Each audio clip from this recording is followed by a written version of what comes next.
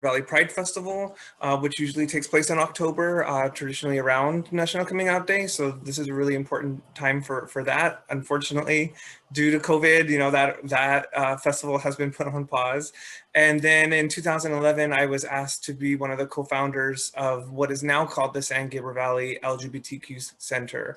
And so some of the challenges that we have been facing primarily is in our LGBT seniors and our transgender brother and sisters and folks that there really traditionally is no safe space for them. And so that's one of the reasons we started is creating a space for them. And then now that everything's transitioned to online, it's actually allowed those programs to grow.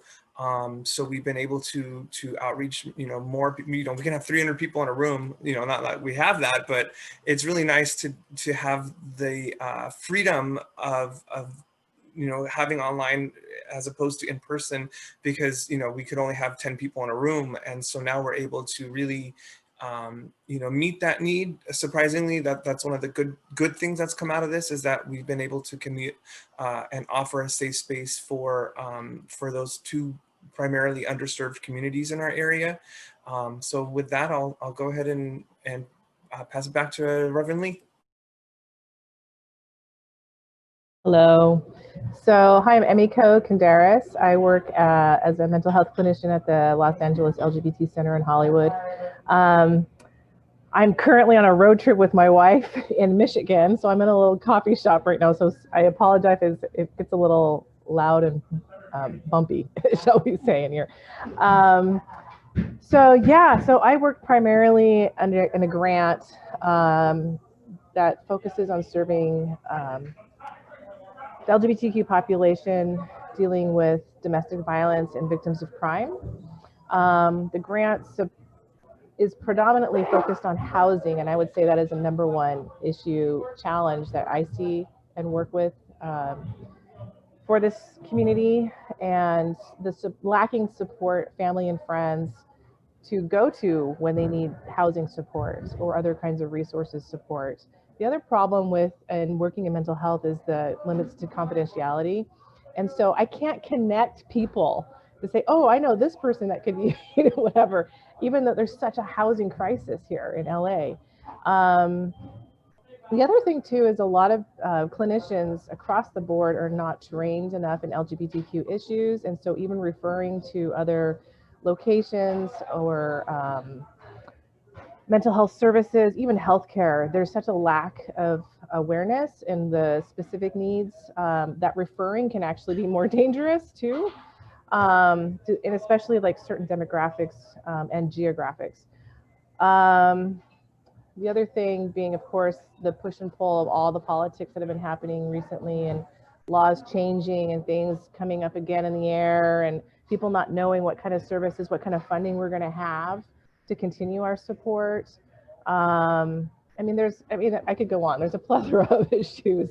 So just a little bit about me too, is I was raised in very evangelical upbringing. I have a bachelor's degree from Multnomah Bible College in Portland, Oregon. It's where I grew up. So I was in youth ministry, doing the youth ministry and pastoring thing for many years, loved it. And I decided to go to more of an academic lens for counseling. And I have my master's degree in marriage and family therapy. I am not clinically licensed yet, but I'm in the process of got all my hours, all that stuff. So I'm in that process. So that'll be just around the corner. I love merging my two worlds, my experiences, and I really appreciate being here in this world of the both and the integration of faith and identity. So thank you, Pastor Lee. As Reverend Yates said, my name is Florencio Briones. I'm a senior field deputy with the Office of Los Angeles County Supervisor Hilda Solis. I'm also her LGBTQ liaison to the 1st District. We represent communities from Northeast Los Angeles in Eagle Rock and Highland Park, south through El Sereno into downtown, and then into the southeast area, Bell Gardens, Huntington Park. and then as well as most of the San Gabriel Valley, excluding some of the foothill cities, but we do cover Azusa and Irwindale. I've been with the supervisor's office now for close to 3 years, and I oversee the LGBTQ issues in the district, but I also provide assistance to some of our policy deputies as it relates to homelessness and environmental justice. Aside from that, I'm also an elected school board member with the Almonte Union High School District. I'm the board president this year. This is my first term, and I'm very proud to be in my first year as board president as well. And so there's a lot of crossover in what I do for the supervisor as well as for my elected position, because you get to see how government works and how responsive government can be, and sometimes how non-responsive government can be, particularly as it relates to cultural sensitivity, particularly to our LGBTQ community, particularly our trans siblings. So one of the challenges that I've seen and I've been working to address both on a policy level within our school district as well as within the County of Los Angeles is ensuring that we're providing culturally competent and sensitive care and systems of care to individuals who need assistance. One of the biggest challenges is ensuring that interactions between county staff or school staff uses human-centered language so that we're not just speaking to somebody as though they're a number, but speaking to someone to genuinely understand what it is that they're going through, to be able to empathize with them and find solutions to them. One of the biggest challenges, and I think Aaron touched on it earlier, is challenges reaching out to trans individuals. There's not a lot of resources once you get out of Los Angeles. And I'm always happy to see the LGBTQ Center involved because they do so much work on such a small budget and with limited resources. But I've had the opportunity to speak with Aaron before and Jessica Amaya as well. And I'm always happy to see when they're involved because I know that there are other people out there doing this really hard work. So the biggest challenge is making sure that people understand that the LGBTQ family is not just centered in Los Angeles, not just centered in West Hollywood, but that we're everywhere. What I was doing a few minutes ago before I walked into my office and sat down for this panel today, it was actually canvassing for some candidates here in my community. And anytime I speak to someone, I always identify myself as a school board member and I tell them a little bit about me to kind of build a rapport. And one of the first things I'll share with people is, I'm one of the first openly gay board members, the first openly gay man on our board, but only the second openly LGBTQ person in our school district to serve in that capacity.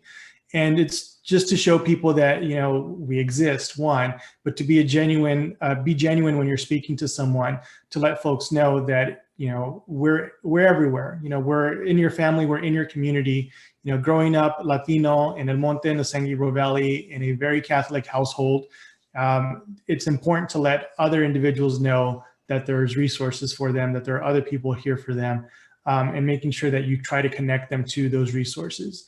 Mental health is one of the biggest areas that we need assistance for the LGBTQ community. And it's making sure that those systems of care are being responsive to the needs and not being dismissive. So I'm always happy to lend a hand, and I'm always happy to be here as a resource. And I'm very happy to be here today, and thank you to Pastor Yates for the invitation. 22 years ago, my then 17-year-old son came out to me, told me he was gay, and my first reaction was to cry. Not because I was upset or angry or sad about that fact, but I worried for his future. Because I've loved my son every minute of his life, still do. And I knew that his life was going to be harder because he was gay. And I didn't realize it at the time, but I became a gay rights activist from that moment. So I volunteer to several organizations. I'm going to discuss two with you this morning. First is PFLAG Los Angeles, and I think you can see there's the web address, pflagla.org. When he came out, we were ignorant of what it meant to be LGBT, and so we sought out help in our community, which was at that time in Fort Lauderdale, Florida. We found PFLAG Fort Lauderdale. We joined, we became active and learned a lot from that. We moved from the state of Florida, which I call the homophobic state of Florida, because it still doesn't have statewide laws that protect its LGBT citizens, and moved to the great state of California. And I'm grateful to live here and proud that our state provides dignity and respect and equality for its LGBT citizens. And when we moved, we became involved with PFLAG Los Angeles. So let me just talk a little bit about what PFLAG does. PFLAG provides support, education, and advocacy. Support by, we have a monthly meeting, same place, same time, have had it for over 40 years in the same location in the west side of LA. And that's a standard pretty much for the over 400 chapters of PFLAG around the country. I'm very proud of that. And there is, by the way, a San Gabriel Valley PFLAG chapter led by a close friend, Marsha Izumi, that may be more convenient for you than to come to our meetings. Although our meetings now are convenient for everyone because they're all via Zoom. So so that's support. We have those regular meetings which provide support.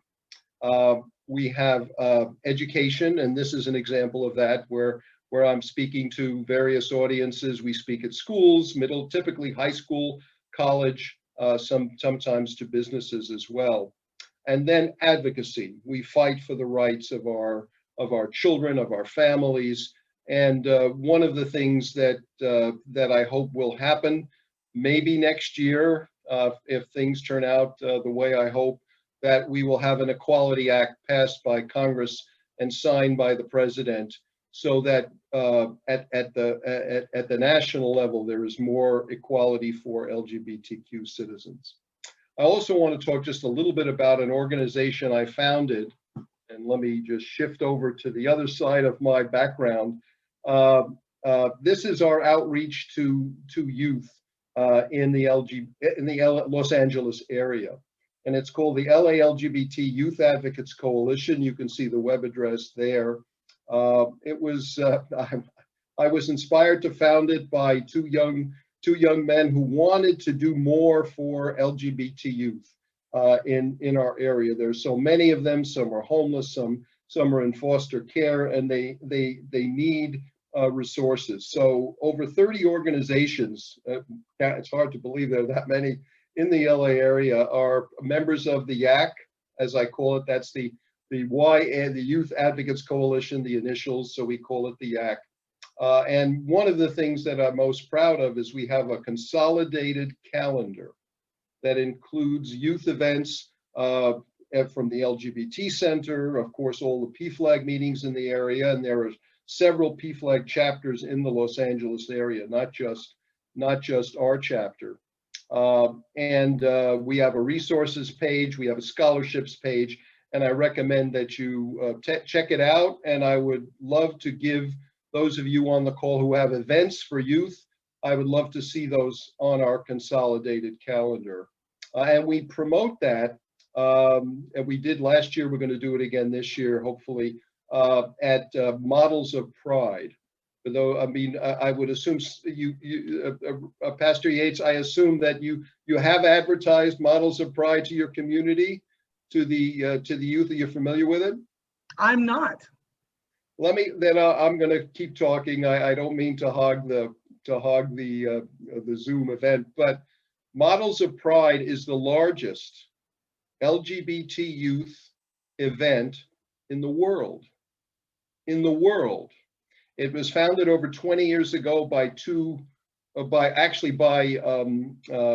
Virginia Uribe, who has recently passed away. She was extremely courageous in her advocacy and standing up for equality for LGBT teachers and youth in the Los Angeles Unified School District.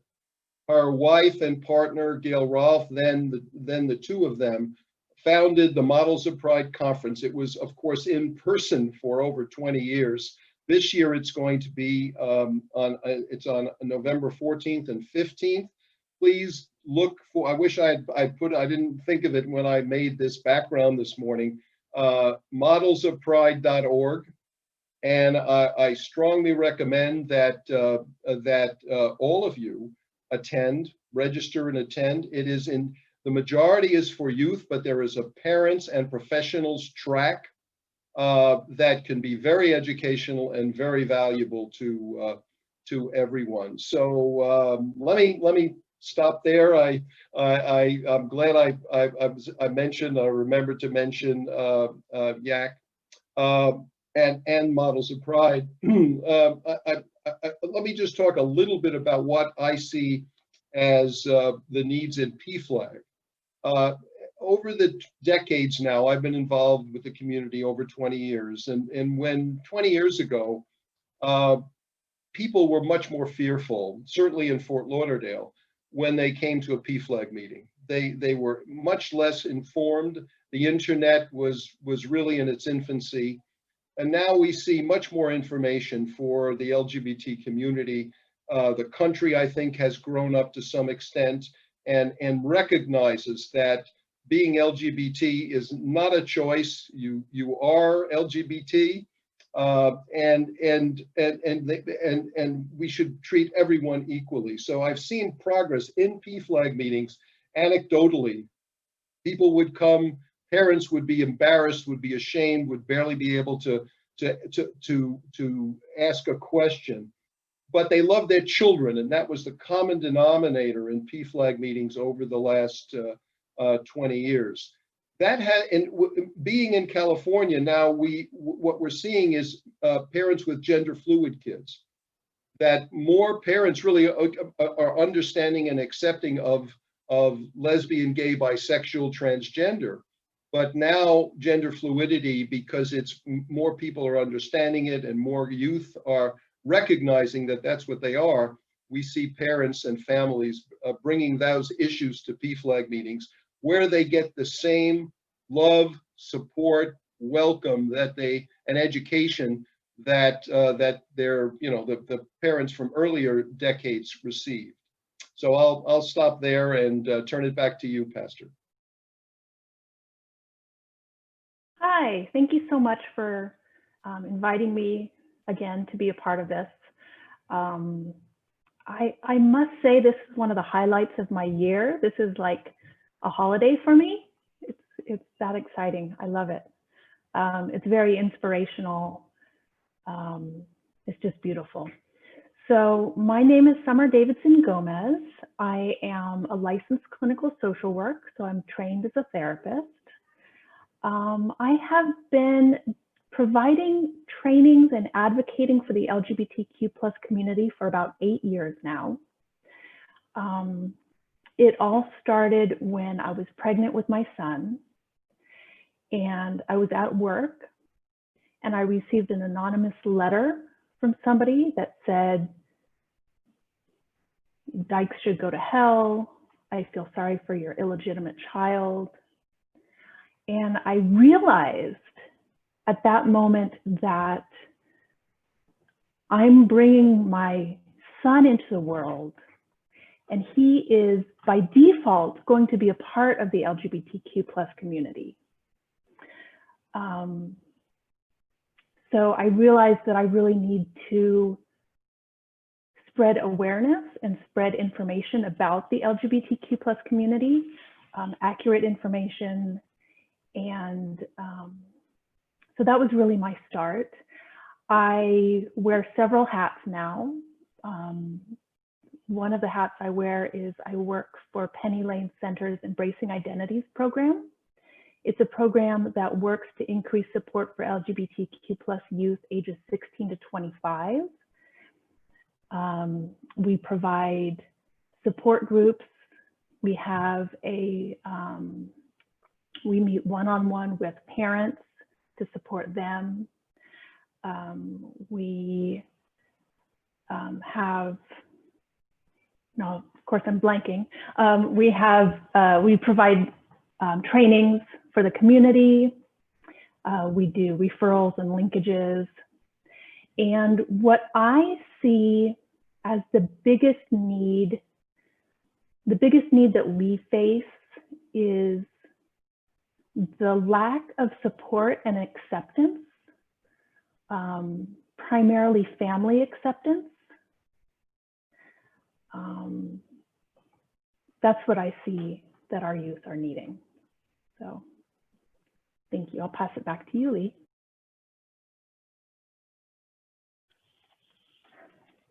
One of the things that Emiko lifted up was housing.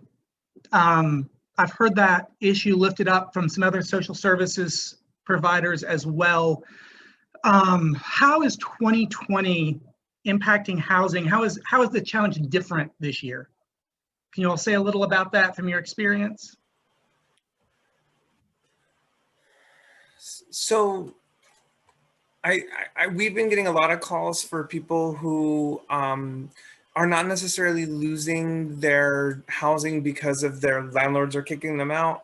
But we've been getting a lot of calls for people who their families are asking them to leave, or so it's along that line. It's again with the moratoriums, that's been helping, although I do believe that we have an avalanche that's coming down the line with all the back due rents that are going to be due, but that's another that's an issue for Florencio and the government, so I'll have them speak about that a little bit more. But we have been and always have been receiving calls from people who and the problem with the San Gabriel Valley traditionally is that there's a belief that there's not a housing problem, that there's beliefs that well, I go home into my suburban home and therefore everybody does, and so when we're trying to connect people with housing when they're over 18, it's extremely difficult. There's really the only options are downtown LA, Skid Row, and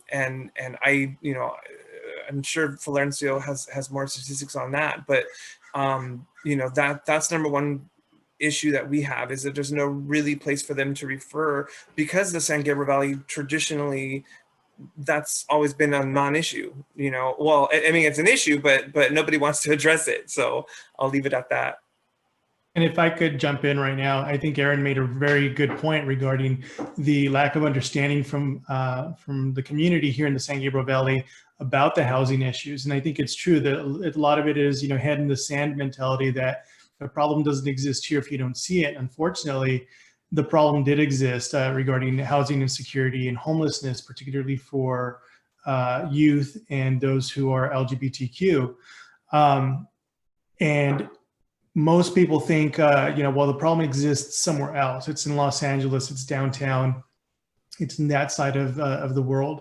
When in reality, no, when we do our point in time count every year, we see the numbers here in the San Gabriel Valley. I think in 2020, when the numbers were released earlier this year, we were still looking at about a little over 9,000 people that were experiencing homelessness in the San Gabriel Valley in SPA 3.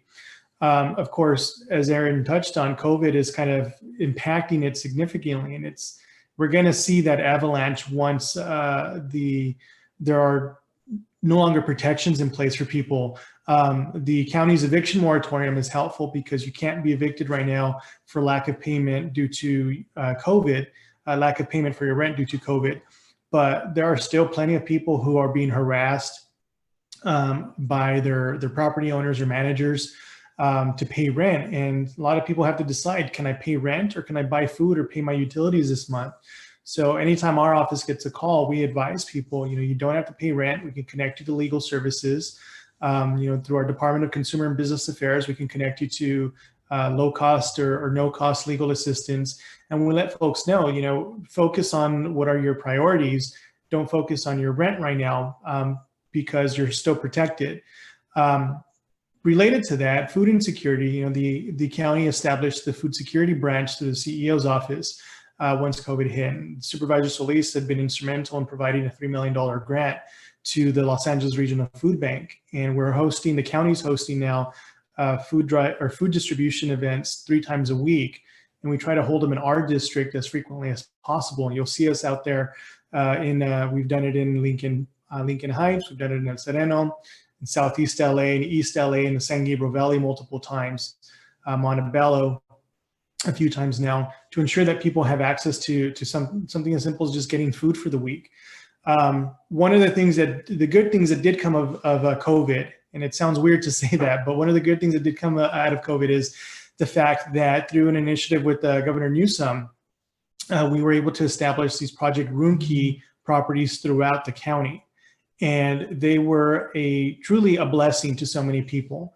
I mean, the targeted audience or participant was those individuals who were over 65 or who had underlying health conditions that put them at greater risk of contracting COVID and developing complications. So a lot of those properties are now transitioning from temporary housing into permanent housing through Project Homekey. I always get those confused. So some of those properties, those motels and hotels, will be converted into permanent supportive housing or transitional housing in some instances. So it allows us an opportunity to acquire those properties through CARES Act money and FEMA funding, and essentially start, there's a turnkey solution there to provide housing for people. Here in my community in Almani, there's a Project Roomkey hotel just down the street from me. And unless you physically went in there and asked, you would never know. And that's one of the most important things to understand, because one of the biggest barriers is to housing, to especially low-income housing or supportive housing, is the community opposition that comes of it. And a lot of it is because of lack of understanding and this fear of what may come with that property. And I tell folks, I live right down the street from a Project Roomkey site. And if the owner was open to it, I would love to see that turned into a Project Homekey site to provide housing for folks, because the motel is set, it's ready to go, and it's near public transportation. It allows people to come and go as they need, and we could provide resources to them there. And it already exists. We don't have to build anything new. I was really disheartened to see how much opposition there was initially when we announced the Project Roomkey sites earlier this year in April and May, and folks that showed up and protested. And we tried to engage with them.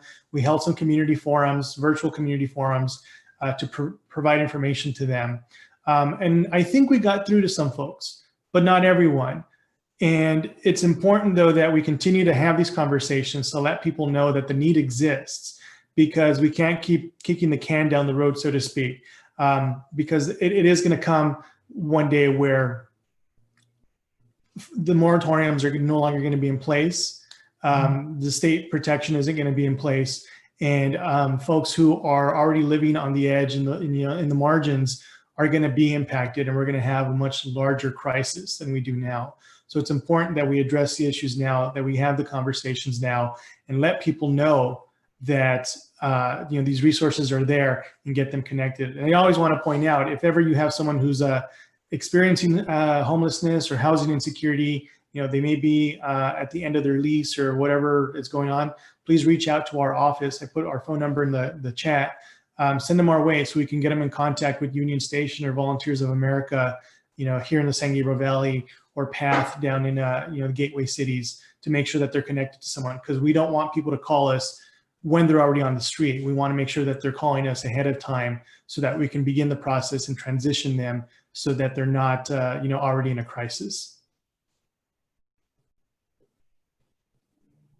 Thanks, Florencio. Maybe let's bring in the layer of mental health here as well, because we know many are making the choice between toxic home environment and being alone. I think the 2 years prior to this, the fastest growing homeless population was college students who were out. Families would cut them off, but they would still have scholarships and support for school, so they were living in their cars to go to college. We know that with school being online now, that dynamic changes some. What is the balance between having roof over your head and having abuse in your home? How do we guide people through those choices? It's a sensitive one. And as much as we want to be for all the coming out days and those types of things, we have to be aware that there is going to be some challenges and or dangers in doing so. And walking through, like for me, clients who are having to navigate those difficult decisions and the pros and cons of it. It's not easy. And to just assume that the whole world and society is caught up with you because you want to come out it's not a reality. And so slowing some of these things down, helping, making sure that they can do so with success. What support systems do they have in place if they do indeed, are they ready for this thing where they're going to come with these challenges? And if parents don't receive, or they don't get the response that they are hoping for from their parents, then what, right? And so, because if we look at like Maslow's hierarchy of needs, food, safety, shelter, those come first before maybe the self-actualization pieces sometimes. And so figuring that piece out as well, like yes, we understand that the pressures of not coming out, like the duress of that and living in the closet, especially over long periods of time, but also like, okay, add that to now you don't have shelter, you don't have income, you're homeless. Like what kind of steps are you ready to do, and what kind of support systems do we have? So having like churches, knowing what support and resources are out there is a huge piece of that process. Are there homes or families who are willing to take a college student in, and offer them low rent or something like that, those types of things. I think too, like that would be like, if a family is willing to cut off their kid, I mean, this is the psychological abuse there, and then also it falls underneath categories of domestic violence. So, we have different connections. There's just not enough. And on like the overlap with housing as well is these kids don't have any kinds of credit scores, right? How are they, and even other people as well, like they might have been living with a partner or something like that, but they're in tons of debt, or their credit score is so bad, we can't just assume that they can just automatically get into an apartment. There's some programs that can help them, like pay first-time rent or get them in to help them, but it's like, okay, then what, right? And so figuring out what is the best action, and we call it normalizing situations, the expectations, right? So first, the expectation is, oh, I'm going to get housing right away. No, there's a housing crisis. 2, housing is very, very expensive. 3, what's your credit score like? So these are like actual realities of like what young people need to know, and what families and communities need to know. Like, how, if we want to be supportive, what is the practical resources and time to help? And on average, it takes somebody about 2 years to get into like stable housing. That's a reality. So figuring that piece out of like, okay, how do we maintain this person for 2 years? How within this 2 years are they increasing their credit score? How are we helping them up for success there? That I would say is like a full picture of the system, and including the system of the breakdowns, like even getting into the institutional system of getting hooked up with Section 8. Is Section 8 open or closed right now? Like, what is actually available? I mean, there's, like I said, there's so many hindrances, but it's like, if we can slow down the expectations and work through the process and have the support during that process, I mean, to me, that would be so ideal.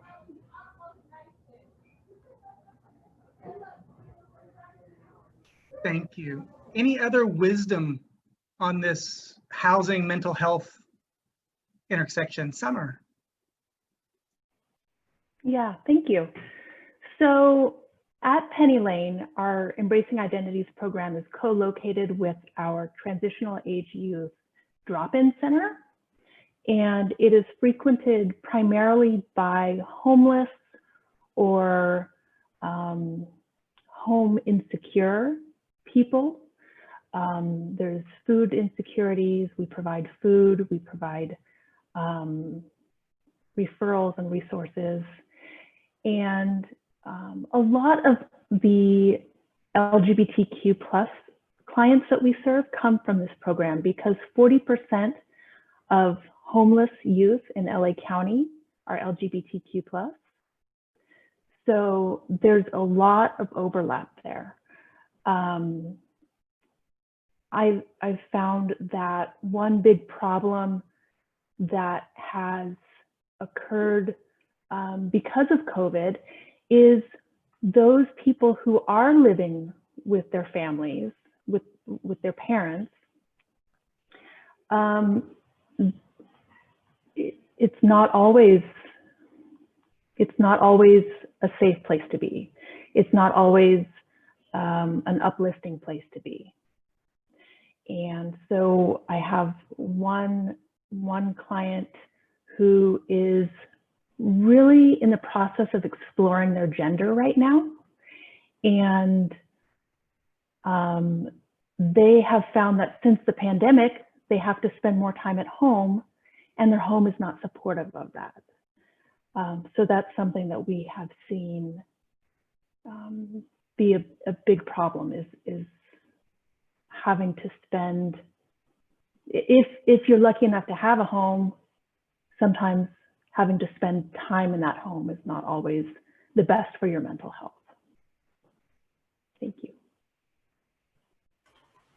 And just to follow up on that as well, for the mental health, as mentioned earlier, there in the San Gabriel Valley, there really is a dearth of culturally competent programming and education, and so there's that, coupled with the fact that sometimes people's insurance might not cover it. They don't have that insurance, and so the community organizations that are available now are inundated, partly because of the social isolation, rendered by the pandemic. But before that, they were inundated.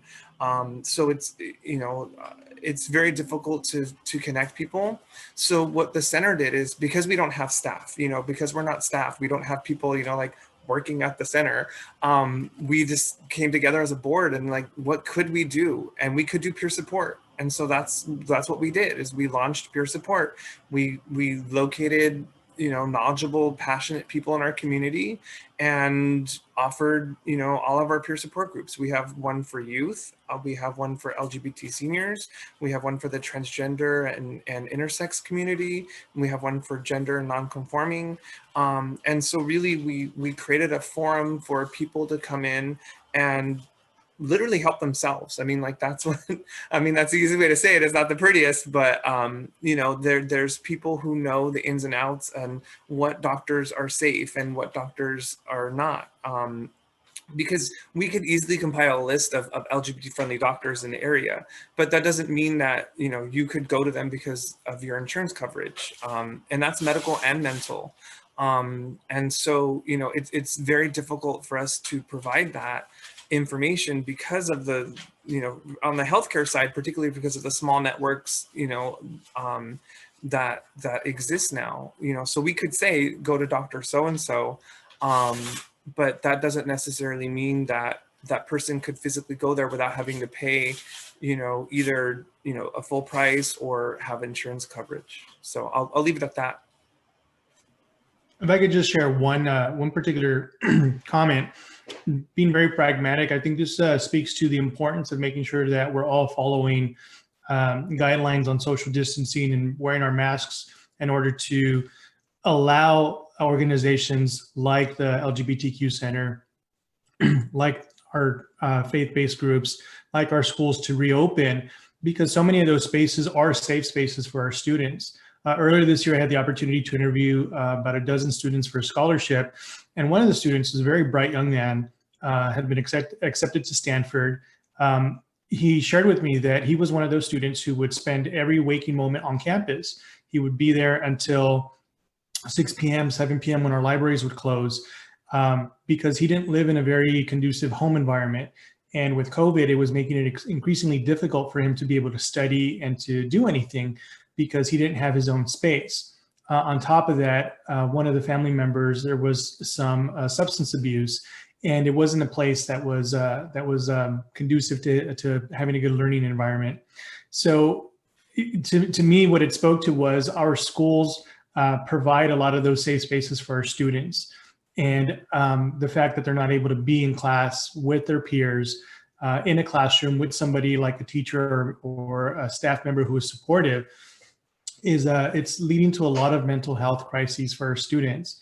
And so, you know, when you hear wear your mask, you know, limit your interactions, social distance from folks, for me, what it means is the more we do that, the quicker we'll return to some sense of normalcy, so that those students no longer have to choose between being in a safe environment and getting access to the resources they need. So it's really important that, you know, we share that information with everyone so that we can let our safe spaces open up once again.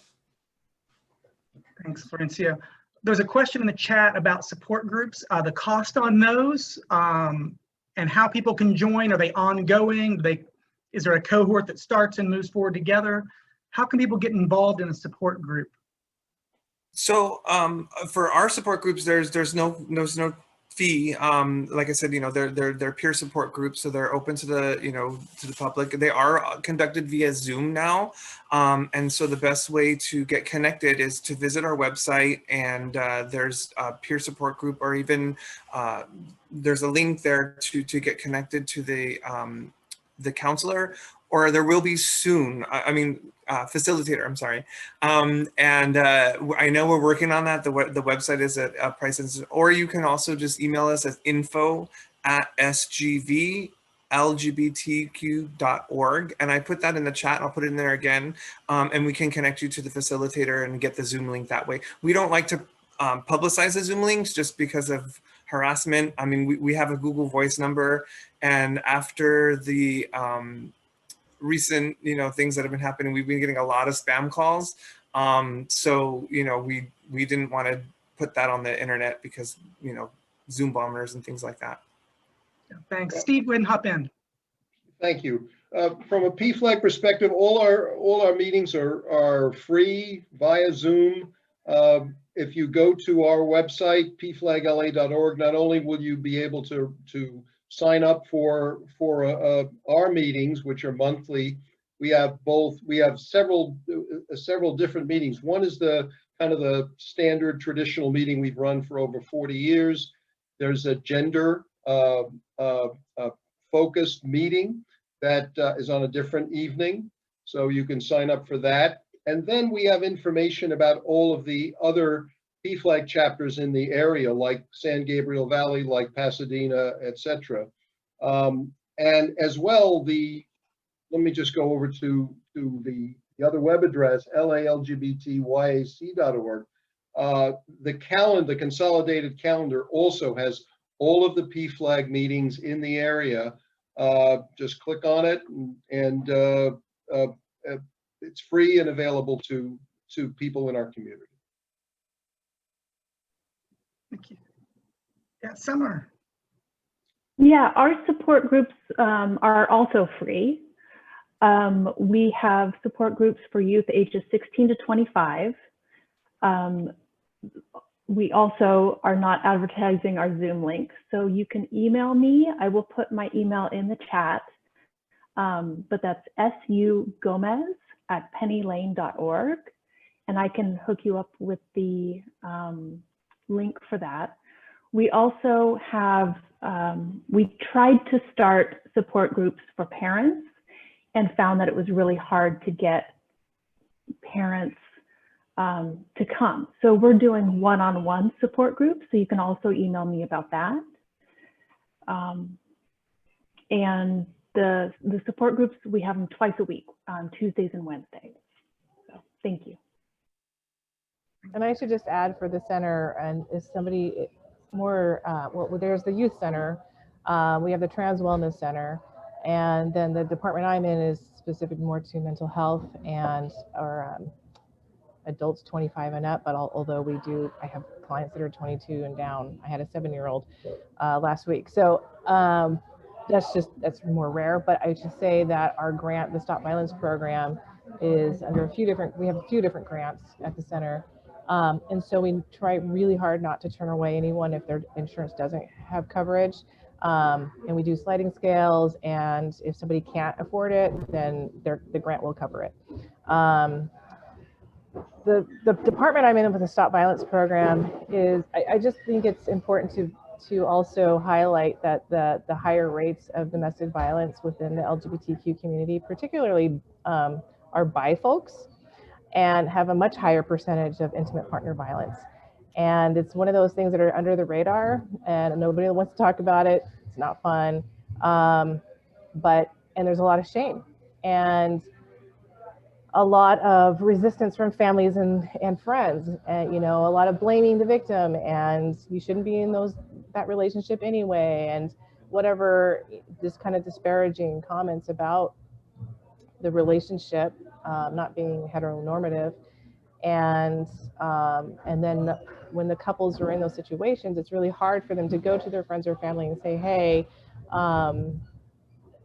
this is what's happening, or I don't have, it's not safe there, or they hit me.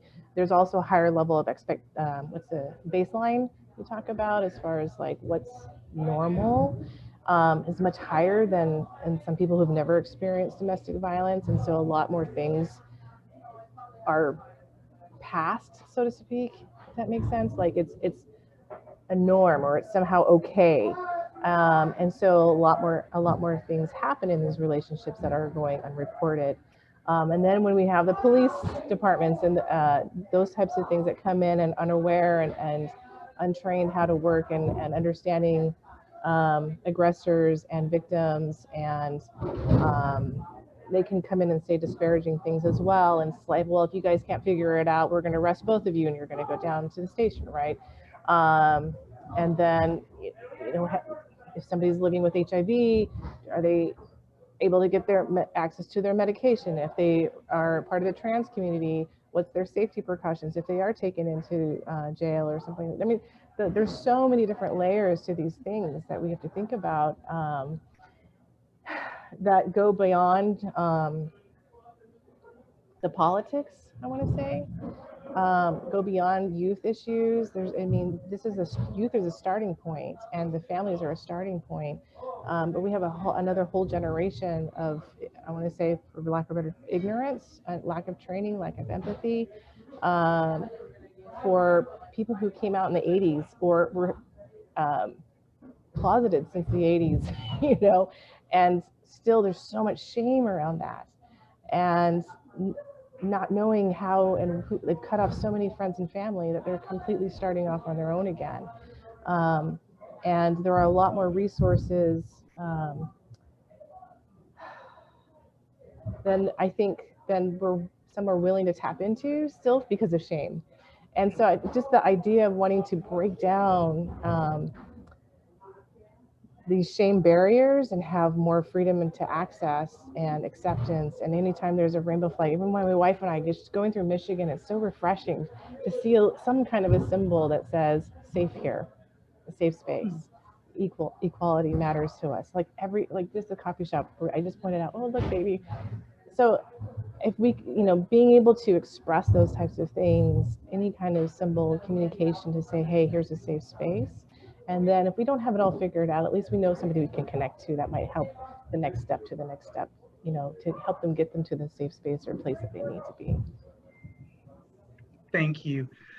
Emiko, you've added another layer to the conversation I want to bring in here, and that's physical health. We have one member of our community who's transgender is in the transitioning process right now. A lot of elective medical issues have been put off because of COVID. I'm sure there are other things I've not thought of that the medical community has been impacted as well. What different physical health issues have you all seen impacted for the LGBTQ plus community in 2020? I'll go ahead and go. So again, it goes back to something I said earlier with locating, LGBT friendly doctors. There's a whole process that's involved in going through that transition. There's certain approvals that you have to get from a medical provider, a mental health provider, but simply getting access to the hormones, that's something that has to be done every day, or if not, weekly. And so, one of the biggest successes we've had is the TGI group, the transgender and intersex peer support group, because that has been a resource for the community to find doctors in our area that can provide that. But we've also signed an MOU, a memorandum of understanding with the Planned Parenthood in Pasadena and San Gabriel Valley, where they have a trans care initiative. And so we're able to direct people who maybe don't have insurance or who have, low insurance to those facilities where they can get those coverages. And those are throughout the San Gabriel Valley. And I think they just opened one in Highland Park, and then they just opened another one in Baldwin Park. So those are two new venues that we have in addition to the one in San Gabriel, in Pasadena and in Glendora. But that trans care initiative has been a great help because we can refer people directly there and they can get the hormones that they need. So that's an amazing thing that we've been able to do over the last couple years. Great. Others want to jump in on that one? Okay. Let's move to some of the family issues. You all have lifted up the challenge of reaching out to families in some ways. Steve shared that some families on the PFLAG side come at least a little more equipped than they used to. How do we get to the families for support, for education, for advocacy? How do we bridge that gap with all the other things that are going on in 2020?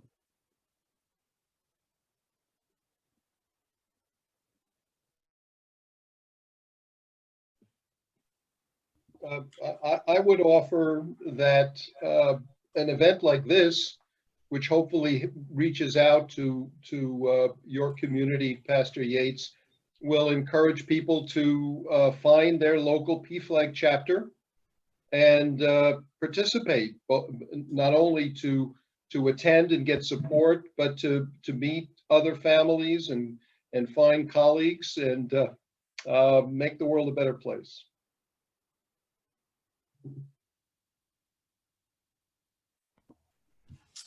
For me, speaking as a school board member, it's important to have the community and parent involvement portion. And it's actually something that's one of our core goals as a school district, to ensure that we do have that outreach to our parents.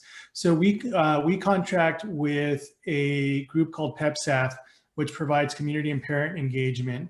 And they provide classes on a variety of topics, but one of them is on working with your child who is coming out.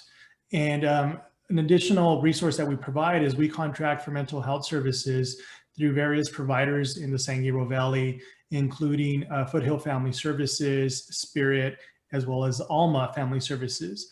And we provide all of these resources free of charge to our families. Obviously if they have private insurance or if they have Medi-Cal, they can access additional resources, but we provide them to the families to ensure that they're getting the resources that they need. But it's not enough to just say, they're available and here's a list and go to them. We'll bring them onto the campus when we were able to do it in person. And we would bring them onto the campus and provide these evening meetings or sometimes morning meetings for those parents who were available to come onto campus during the day. And so we try to meet them where they're at to ensure that they know that these resources are available to them, so that they're not sitting there in this dark void trying to figure out how to work through this particular family issue. And that way they have something available to them. So for, speaking strictly as a school board member, it's important that we get this information out to the parents and the community. And then, of course, to offer up our own spaces to those programs, to other individuals, so that we can be more inclusive and not just think of it as this is for our students, but for our entire community as well. And I'll just say one thing, and this goes traditionally with how we outreach at the San Gabriel Valley LGBTQ Center, is we call it planting the flag. And so what that means is, if you put a rainbow flag in a community space, and I'll give it a perfect example. So traditionally, we used to have our seniors dinners at the Arcadia Mall. And so they would put these rainbow flags where they were sitting, and people would come over and say, I know what that flag means, and that means you're part of my community, and how can I get connected with you? So it's kind of like attracting flies with honey. You put it out there, and people are gravitated towards it. And so unfortunately with COVID, we're not out in the community, we're not doing that. And so we actually applied for a grant to do some social media campaigning to reach people where they are, which most people are online and on Facebook all the time and on Instagram. So we applied for a grant for to start doing some media campaigning on social media and print, so we can start bringing the community in. But to connect it to the question, that's how we communicate and grab our community, because in the San Gabriel Valley, our community is in the community, we're part of the community. And so, that's how we attract families. That's how we attract, everybody that is a segment of our population is through the greater whole, because we don't have the reputation of the LA Center where, everybody knows it's there, people are still learning about us. And I'll keep doing this work until everybody does, but it's basically that process of making people aware that we're here and that we are part of the community. And so I think that has a lot to do with the transition. Now, where the lack of services is with that transgender and gender nonconforming community. That's where we've been doing a lot of referring to the Pasadena PFLAG and the San Gabriel Valley PFLAG, because we don't want to duplicate services. We if someone's doing it, then we'll let them do it. And they have a tremendous history of working with families. And so that's where we usually refer to the families or not the individual, where we focus more on the individual going through the transition or assistance, where PFLAG has done an amazing job in the past of providing that support of other people going through it. Now, that's primarily if they're already receptive to that. If they're not, then that comes from organizations like this, who are the ones that traditionally have the rough edges, I'll say, of dealing with the topic, because organizations like this and other affirming churches, they speak that same language, right? They use the words, they use the lines of scripture to kind of open the minds. So I'll leave it at that. And I would say visibility. Other people have touched on that, but for me, I think visibility really makes the biggest impact in reaching out to families that might be struggling. I find that events like this are really important because it reaches people that we can't always reach out to, we can't always get to. But events like this, and really normalizing the conversation about the LGBTQ+ community makes a big difference. I think that's it. Thanks. There's a question in the chat about why it's harder for trans people to get services. Is it transphobia? Is it something else? how would you all reply on that?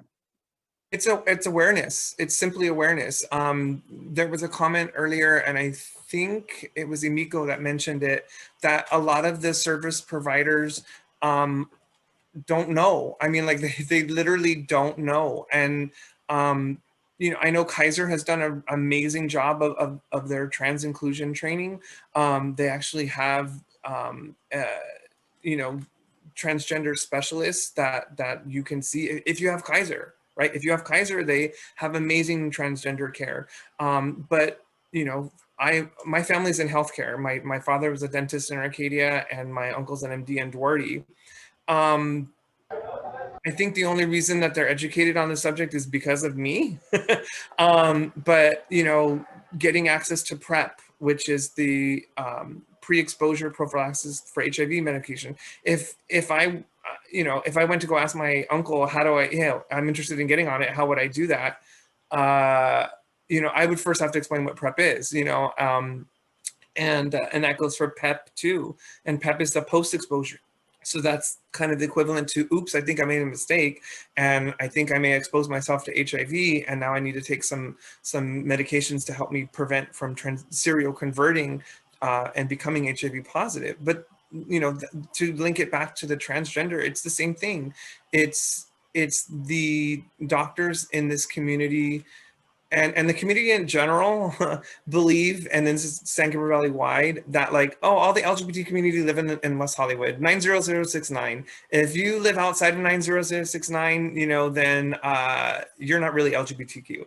And they just have this idea that like, you know, we all just live over in West Hollywood. And if you don't live in West Hollywood, then you know, that's kind of just where they all live, you know, like they don't live here. And that's what that's a major portion of our work. It's just making people aware that no, we live here, we love here, we work here, we play here, you know, we're part of your community, we're your neighbors. And just real quick, you know, to connect that, it's kind of, we've got what we wanted, you know, and in California, we wanted to be part of the community, we wanted to kind of meld in, and now we're kind of like, well, we also need our services too, you know, like so it's kind of that catch-22, you know, we always wanted to be part of the community, and in parts of San Gabriel Valley we have that, but we also need our needs addressed, and that specifically applies to the transgender community. And as was, I think Emiko brought it up as well, the bisexual community as well, because those are two areas that have just kind of begun their process of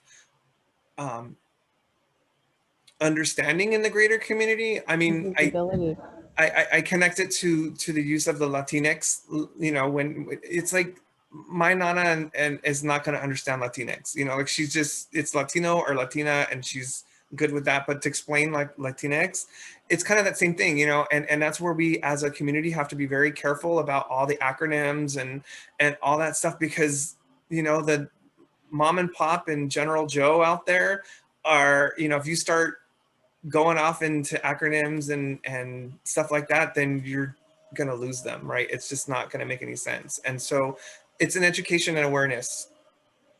And with that, I would, to dovetail, is with societal and institutional homophobia or transphobia. And with the, when the section in the Affordable Care Act was overturned, when they originally, I think Obama opened it up to embrace gender identity for not discriminating in healthcare services, the Trump administration reversed that and wanted to change that section. And I don't know that it's changed back. And now they want to do away with the Affordable Care Act. And so that is a legitimate reason why funding is not there and why services is not there, because there is this just blatant discrimination. So that's a reality. You know, and also a society that, like Aaron is saying, is there's just so much lack of awareness and training. If people were more aware and weren't so living in fear of what, you know, what it means to be trans, then I think a society will start slow down and be like, okay, it's really not that big of a deal. Like you're gonna be okay. And there's still stuff about like bathrooms. Like we're still talking about bathrooms. Like it tells you how far back society is in their unawareness. And what's the word I'm looking for? Just basic cliches, living in a world of cliches. And to somehow think that this is normal, or across America or whatever. Like I do think we get into our bubbles in the coasts and thinking that more people are further along than they are, and even we know that California is a purple state. So it's not sorry, coffee shop noise. I don't know what they're doing back there, but anyway, so yes, I think now in the small circles in our community, in the churches, right, we spread the word and the acceptance and being more comfortable to talk about issues and realizing there may be things that we don't always agree on. We're not even going to have all the semantics correct, but we have the best intentions, right, and we're moving in a certain direction. And then going, those voices going into and having friends over and in the schools, and it starts with community and it spreads out. And so I'm really grateful for San Gabriel. I live in Monrovia, so also not in the Hollywood area, and just like needing that hub to spread out more and more. Yeah, that's what we need. As we bring up the need for education, I want to invite Summer to share a resource. One of the best educational pieces I've experienced is Penny Lane Center's toolbox training. So I want to invite her to share that as a resource for folks. Yes, thank you. So we provide a 6-hour toolkit training for working with LGBTQI2S people, working with them, I say, but I also mean just living with them and knowing them and being friends with them. We have one coming up this Thursday, actually, and they're all virtual now, so they're very convenient. This Thursday, and then we have one in November as well. I'm not sure about the date. I have to double check that. So you can email me if you're interested in that, and I can sign you up for that as well. So thank you. And we also at the, I'm sorry. No, we also at the center do an LGBT inclusive training as well, and we call it LGBT 101. There was another question in the chat, looking at the unique challenges for those who are Black, Indigenous, people of color, who are also queer, and how 2020 has created challenges for them as well. Any reflections or insights and observations there? I think the important thing from my perspective is being visible. Obviously, that's one of the most, the biggest challenges for somebody is to come out. And when we're talking about the intersectionality between your gender, your sexuality or your orientation, your ethnicity or your race, it raises a lot of issues for folks, and it could complicate things for everyone. But I think that visibility is important because so many, even within the LGBTQ community, assume that there's just a simple binary, and that you can't be more than you can't check off more than one box, or you don't check off more than one box. And it's to me the biggest thing for anyone is to be yourself and express who you are, so that more people become aware of who it is lives in their community, is within their own family, so that it's easier for the next person to come out. And if I wanted to go back to the previous question about transphobia and lack of resources for trans individuals, one of the things that Erin had mentioned earlier about planting a flag, I think that's incredibly important, and it speaks to this particular topic as well, is being visible in your own identity. Obviously, being comfortable in your own skin means a lot to folks, and it might take a little bit of time, but I think eventually, you can get to a point where you're comfortable to be your genuine self. And for the professionals who provide services, speaking from the county's perspective, we train our staff in the Department of Mental Health and the Department of Health Services to be inclusive and to be sensitive to the communities that we provide services to, because there are 10 million residents within the County of Los Angeles, and every single person is unique, as we all know, in the communities that we serve. You know, we can't just assume, as Aaron said earlier, that because you live in 91732, that you're not going to be LGBTQ. You know, not everyone, as I said earlier, not everyone lives in West Hollywood. Not everyone lives in an area that is traditionally considered an enclave for the LGBTQ community.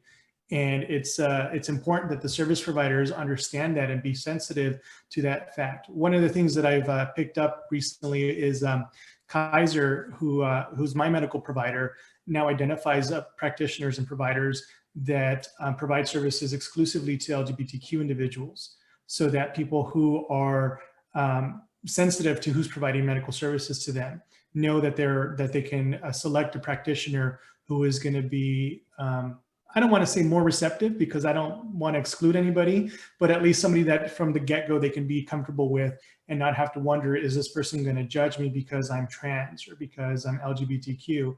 And speaking from a personal point of view, many years ago, I went in to have an STD and HIV test, as I regularly do. And the doctor that I saw at the time, and this was over a decade ago, was not my primary care physician, but just going in and asking for the exam led to a lot of questions. And, you know, it felt like, and it was confirmed later on in what he shared with me, that there was a lot of judgment from this one individual. And it wasn't an appropriate conversation or terminology for them to use with me. And I let him know that it wasn't appropriate. And I did speak to member services afterwards, because it's not, if they're talking to me that way, they're talking to other people, you know. And I think that's what leads to a lot of individuals not going in and receiving services, and perhaps partaking in dangerous activities without getting appropriate counseling, because they've experienced a very bad or had a very negative experience with somebody, and it made them less receptive to go back to that provider, or any provider for that matter. So the more we're inclusive, the more that folks understand, you know, the community that you serve and are trained to be culturally sensitive, the better that we're all going to be off. Oh, thank you, and God love you for being willing to go, no, because so many don't have that voice. They haven't found their voice to complain, much less try to work to educate other people. That's fantastic. Others on these topics before I add another layer? I'd like to say something also about Black and Indigenous people of color in the queer community. I feel like somebody else mentioned, you know, you check different boxes, and there's multiple boxes. I feel like us as a society, our society wants us to either be this or that, either be one or the other. And I think that people of color who are queer, there's really an intersection of identities there, and they have to navigate all those different identities. And I think that's really hard in our society. So yeah, I want to thank Dr. Mika for bringing that up. Thank you. Aaron, there was a request for you to say a little bit more about the trainings you all are offering. For the center? Mm-hmm. Yeah, so we traditionally, you know, we have one of our board members did her degree in intersectionality, and so she developed, as part of her you know, thesis project, a training, and so we've adopted that. And basically, it's an LGBT 101. You know, all the definitions of all the acronyms and the terminology, you know, in the field, and we also, you know, just do awareness of you know, how to speak to people, you know, like you don't go up to someone and that's transgender and say like, oh, can we see, you know, like what's down there, you know, like all that kind of stuff like that. That's like the stuff that's not cool and the stuff that is cool. And the definitions. And so we do that for churches, we do that for schools and businesses. And so if you're interested, just send us an email and we'll connect you with those two individuals who do that. It's a lot easier now with with COVID because you know, traditionally, like I said, we don't have staff, and so we all have our day jobs, and so we just, you know, kind of work around that with our gay job, and so that's kind of what we do is we just schedule, you know, around our particular schedules for that. But yeah, if you want to know more, just send us info@sgvlgbtq.org. Thanks, Aaron. One of the questions that came in was about workplace setting. One of our members wanted your all's reflections on corporations promoting LGBTQ employees and having events and days to acknowledge that, and ways we celebrate our diversity. I know there's also a downside to that because some people feel outed on those days if that's not something they want to participate in or be put on the spot for.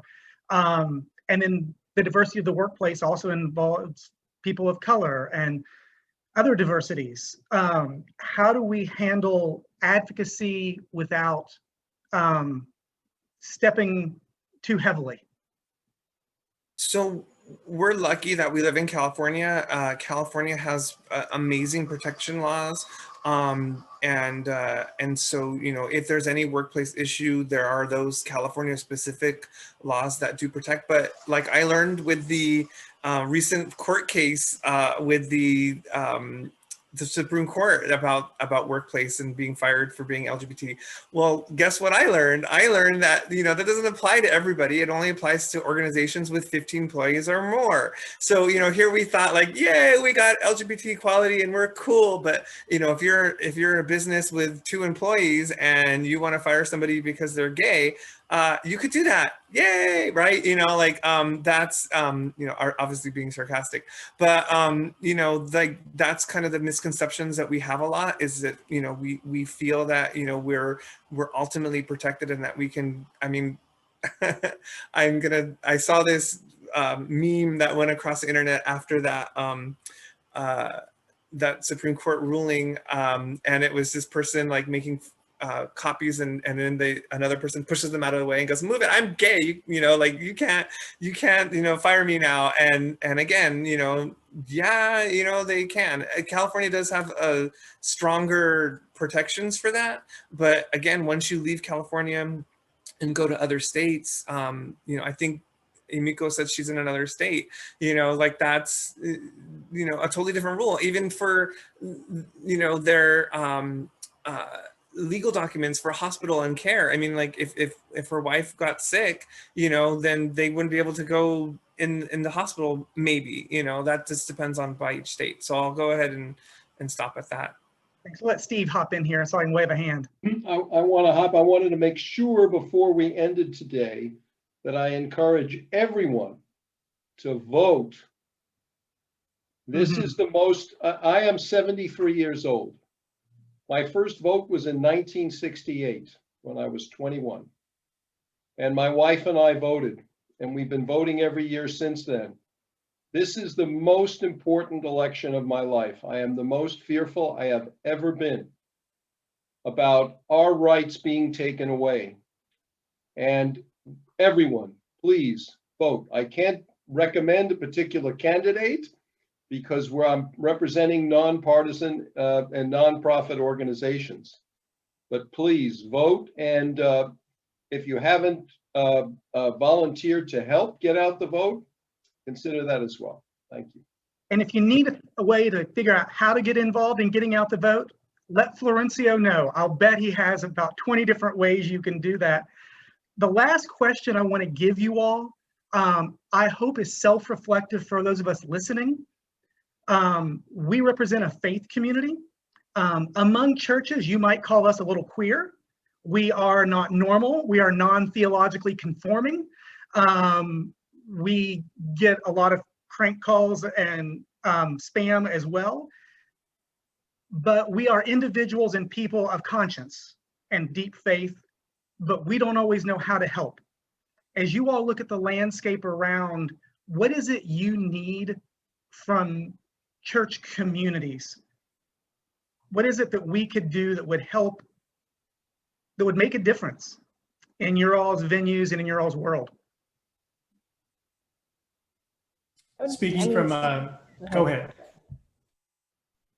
Thank you. Speaking from the government perspective, it's honestly just being visible. You and I met at an event that our office sponsored at a public park a few years ago, or a year ago. And the fact that you came out and you were introducing yourself to people went a long way. I mean, the reason I'm here today, the reason I was able to attend Rainbow Day last year in person is because of that outreach that you did. You know, working in government for me, there's a lot to do and there's a lot of constituency responsibilities.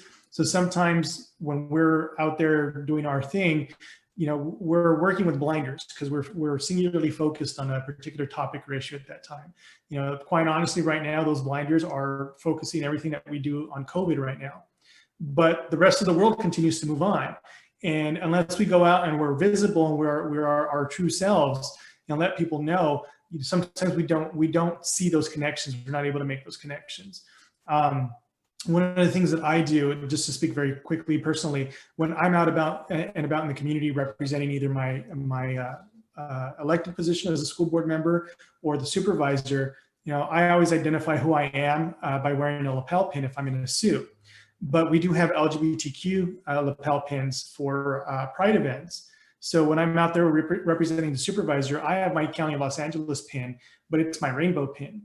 And when I'm out there as a board member, school board member, you know, in a meeting or out in the community at an event, I'm wearing my El Monte Union High School District lapel pin, but it's our coming out day lapel pin with the rainbow colors. And it's that little bit of visibility, going out there, making those connections. Because many times I've been out in the community, somebody sees my pin and they'll approach me. Whereas, you know, I'm not walking around with the rainbow flag behind me, letting people know. But that is an indicator to folks. And it's literally, like Aaron said, it's planting that flag and being visible and making sure that you're being outspoken and that you're making those connections with other people. Thank you. I just also, in a few days, I'm also going to be doing on a panel for Catholic Volunteer Network. Somehow I got connected there, and I'll be facilitating a group of people who want to be allies, better allies. And I love the question and the openness that they come to with, like, how to ask questions, how to come in with openness.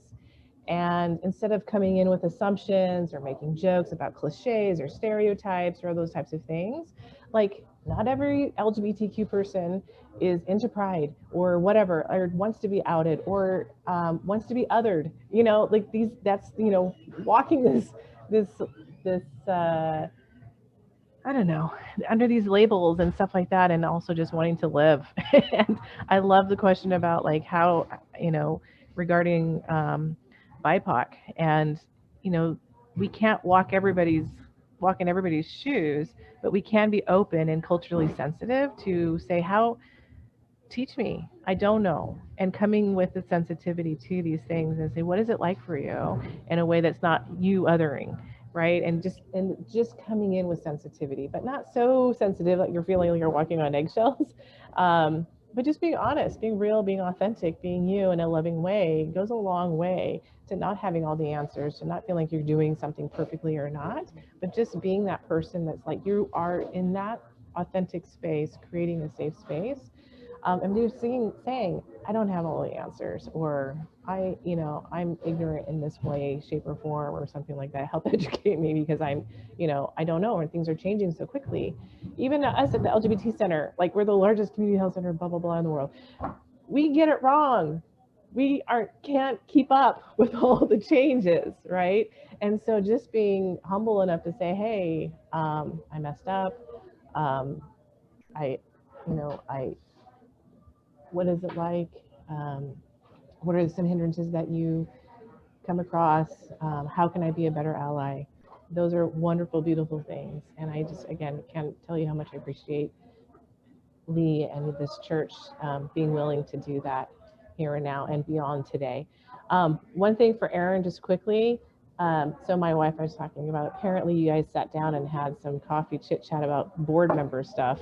And so I just want to say hi to Aaron with my wife. I don't remember if you remember Amanda. So yeah, small world.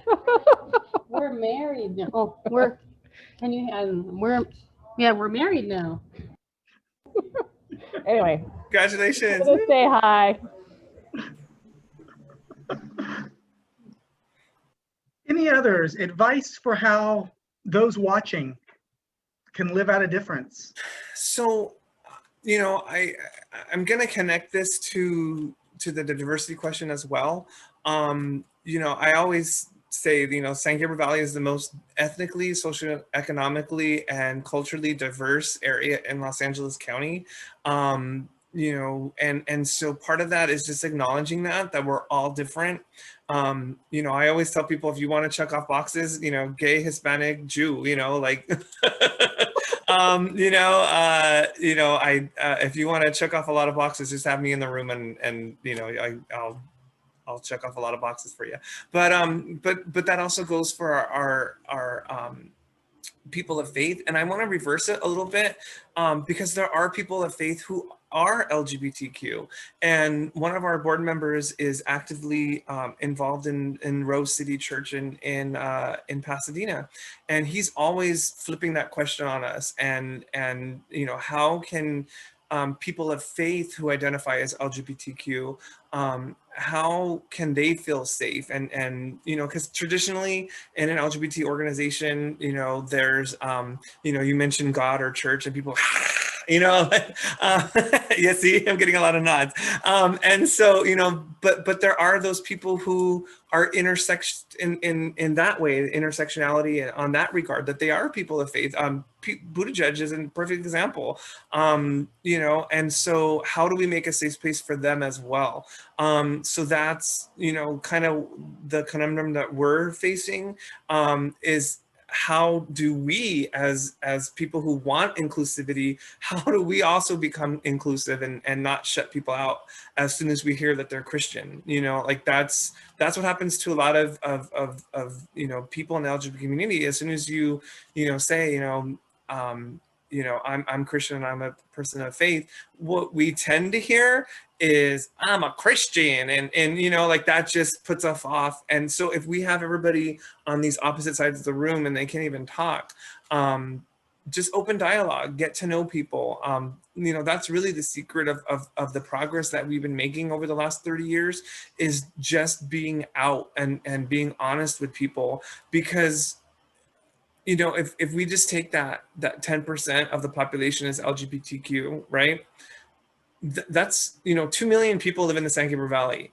That's 200,000 people in the San Gabriel Valley are LGBTQ. And sometimes, you know, like what we learned in our needs assessment is, particularly those people that speak other languages, sometimes there's not a word in their native language that's a positive word for how they feel. And so it's like, if you can't even identify and share how you feel internally, then you're not going to be able to now the internet has helped a lot with that. You know, I mean, that's how people find us, is they Google LGBT, you know, Arcadia, LGBT, you know, Monrovia, and that's how they do get connected with us.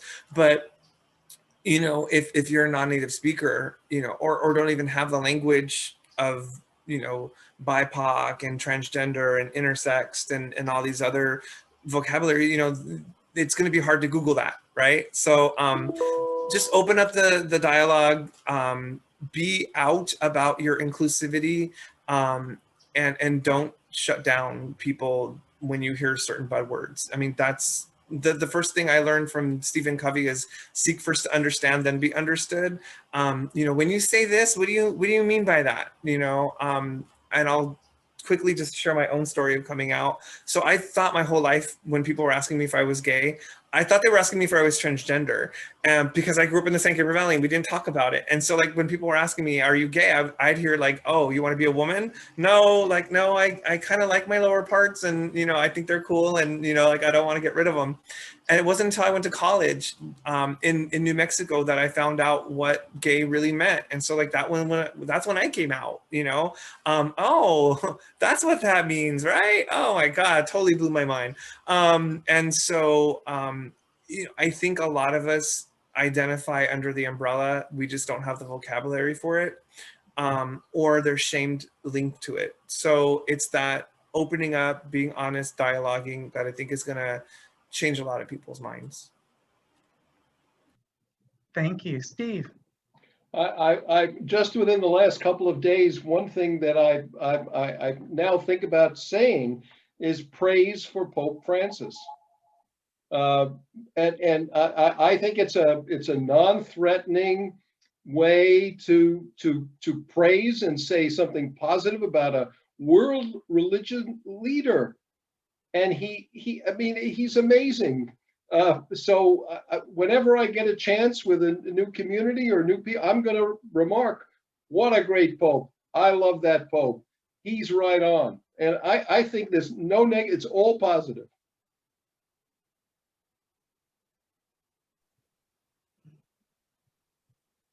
I'd like to say that in terms of what people of faith can do, I think, again, it's events like this. I think it's incredibly beneficial on two different levels. I think on the one hand, you're educating people of faith on the LGBTQ plus community. But I think also it can be really healing for those of us who are queer, who have been hurt by the church. One of my biggest secrets is that a large part of my formative years, I was evangelical, and it was incredibly damaging. And so I feel like events like this, not only does it spread information about the LGBTQ plus community, but it's also healing for those of us who have been hurt by the church. So I want to thank you so much for that, Lee. Well, thank you for sharing with us, for trusting us as partners in this event and conversation. Very thankful for all of you all being here and participating today. Congregation, panelists, visitors alike. Lots of wisdom from planting our flag, being true to ourselves, and has been shared in our message this morning, knowing that you are in that circle of love and nothing can change that, no matter what others might say.